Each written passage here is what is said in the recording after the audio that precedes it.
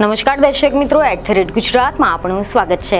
નર્મદા ભરૂચનું રાજકારણ હાલ તો ભારે ગરમાયેલું છે અને તેનું કારણ છે ડેડિયાપાડાના આમ આદમી પાર્ટીના ધારાસભ્ય ચેતર વસાવા અને ભાજપ શાસિત તાલુકા પંચાયતના પ્રમુખ સંજય વસાવા વચ્ચે ચાલી રહેલી માથાકૂટ કે જ્યાં એક તરફ સંકલન બેઠક દરમિયાન ઉગ્ર બોલાચાલી બાદ મારામારીનો બનાવ બન્યો હતો, જેમાં ચેતર વસાવા વિરુદ્ધ પોલીસે ફરિયાદ દાખલ થઈ હતી, જેના કારણે તેમની ધરપકડ કરવામાં આવી હતી અને આના કારણે તેમના સમર્થકો અને આમ આદમી પાર્ટી દ્વારા જોરદાર વિરોધ કરવામાં આવી રહ્યો છે।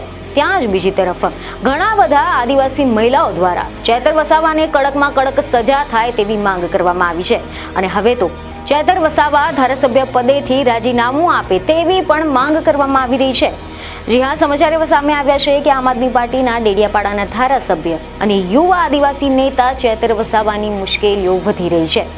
ડેડિયાપાડામાં પ્રાંત કચેરીએ યોજાયેલી બેઠક દરમિયાન ભાજપ નેતા સંજય વસાવા અને ચેતર વસાવા કોઈક બાબતે આમને સામને આવી ગયા હતા, જેના બાદમાં ત્યાં ઝપાઝપી સર્જાઈ હતી અને વાત એટલી બધી વધી ગઈ કે ચેતર વસાવાની ધરપકડ કરવામાં આવી હતી।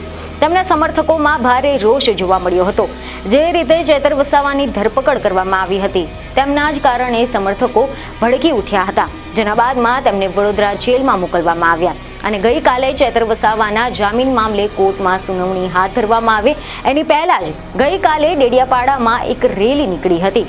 ચેતર વસાવાએ જેના પર હુમલો કર્યો અને જેની ફરિયાદના આધારે તેમની ધરપકડ કરવામાં આવી છે તેવા સંજય વસાવાએ આ રેલી કાઢી હતી અને આ રેલીમાં ચેતર વસાવાને ધારાસભ્ય પદ પરથી હટાવવાની માંગ ઉઠી છે અને હવે આ મામલે અત્યારે ચેતર વસાવાની જામીન મળવા પણ મુશ્કેલ બની ગયા છે। તો આ સિવાય એવા અહેવાલો છે કે આ બેઠકમાં સાગબારા તાલુકા પંચાયતના પ્રમુખ ચંપાબેન વસાવાને પણ ધારાસભ્ય ચેતર વસાવાએ ગમે તેમ અપશબ્દો બોલીને તેમની અધિકારીઓની વચ્ચે મીટિંગમાં અપમાન કર્યું હોવાના પણ આક્ષેપ કરવામાં આવ્યા છે, જેથી આ બધા કારણોસર આદિવાસી મહિલાઓ પણ રોષે ભરાઈ છે।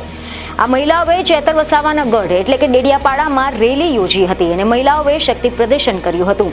ધારાસભ્ય ચેતર વસાવા વિરુદ્ધ સ્લોગનો લખીને પ્લે કાર્ડ હાથમાં પકડીને વિરોધ નોંધાવ્યો હતો। આની સાથે જ આગેવાનોએ પણ કાળી પટ્ટી હાથ પર લગાવીને વિરોધ નોંધાવ્યો હતો। એટલું જ નહીં, સમાચાર એવા પણ મળી રહ્યા છે કે ડેડિયાપાડાના ધારાસભ્ય ચેતર વસાવાના ગઢમાં મહિલાઓ રોષે ભરાઈને ચેતર વસાવા હાય હાયના નારા લગાવ્યા હતા।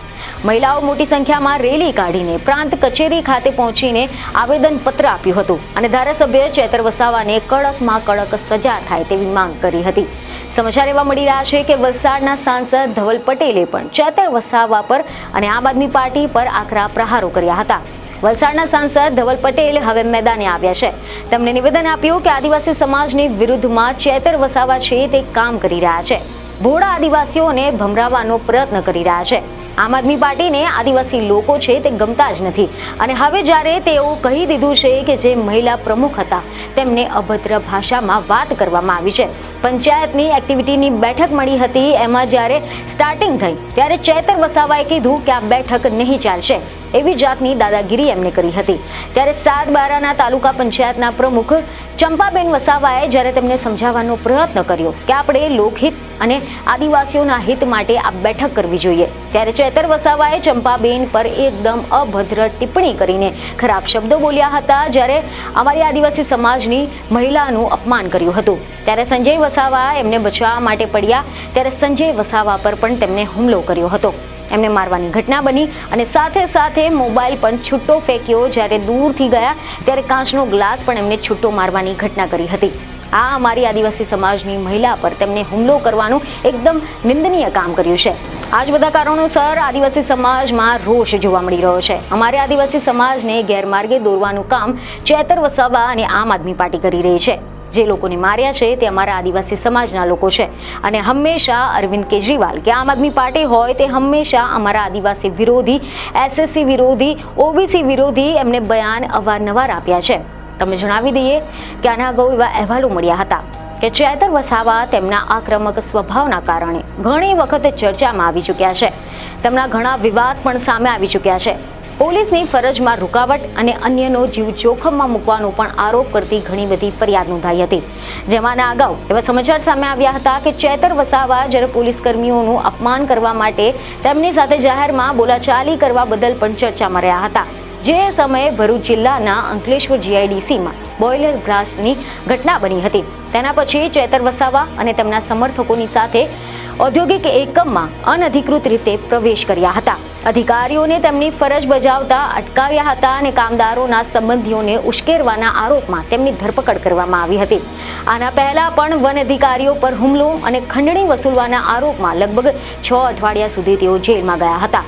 આના પહેલા એવા અહેવાલ મળ્યા હતા કે સપ્ટેમ્બર 2024માં પણ ચેતર વસાવા અને તેમના 20 જેટલા સમર્થકોની સામે ડેડિયાપાડામાં હોટેલ મેનેજર પર હુમલો કરવા, તોફાન કરવા, ફોજદારી ધમકી આપવાનો કેસ નોંધવામાં આવ્યો હતો.